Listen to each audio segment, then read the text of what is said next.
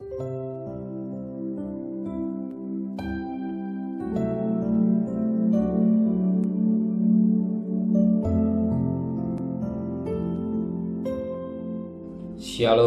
pagi, mari sama-sama tundukkan kepala, pejamkan mata sejenak.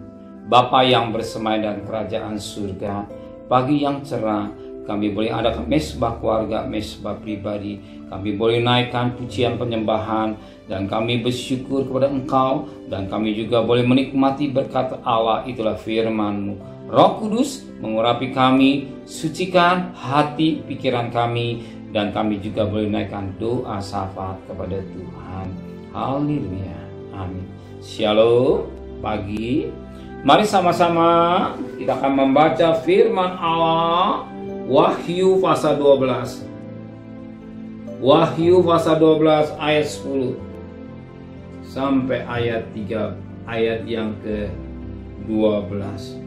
Wahyu pasal 12 ayat 10 sampai 12. Nyanyian kemenangan.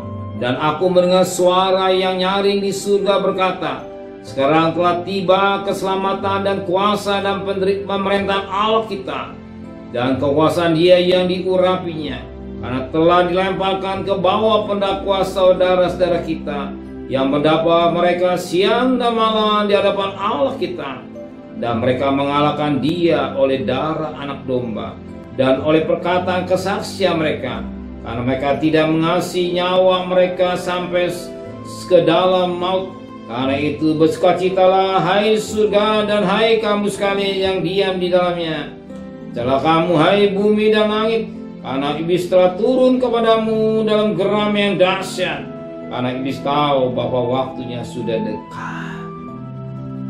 Waktu kita lihat firman Allah, iblis tahu waktu kedatangan Tuhan sudah diambang pintu. Kalau kita sebagai anak-anak Tuhan tidak tahu keterlaluan, sebab Alkitab sudah dibuatkan dalam Wahyu 22 ayat 22 ayat 11, yang jahat semakin jahat, yang benar semakin benar, yang kudus semakin kudus, yang cemar semakin kenyang. Kita lihat keadaan zaman dunia semakin jahat. Kalau bukan bahwa kedatangan Tuhan sudah dalam pintu. Lihat pohon ara, lihat gempa bumi dan selanjutnya mengingatkan kita. Maka iblis tahu, sebagaimana ayat yang ke-12b. Tapi kita baca ayat 12-nya. Karena bersukacitalah hai surga dan hai kamu sekalian yang diam di dalamnya. Celaka kamu hai bumi dan laut, karena iblis telah turun kepadamu dalam geram yang dahsyat. Karena iblis tahu bahwa waktunya sudah singkat, sudah diambang pintu kedatangan Tuhan. Kita sebagai gereja Tuhan mempersiapkan pakaian hidup kita untuk menyongsong Dia di udara. Kita mempersiapkan pakaian hidup kita supaya kita hidup dalam kekudusan. Dia tidak main-main dosa. Kita tahu kapan Tuhan sudah datang, tapi sudah dekat, sudah diambang pintu.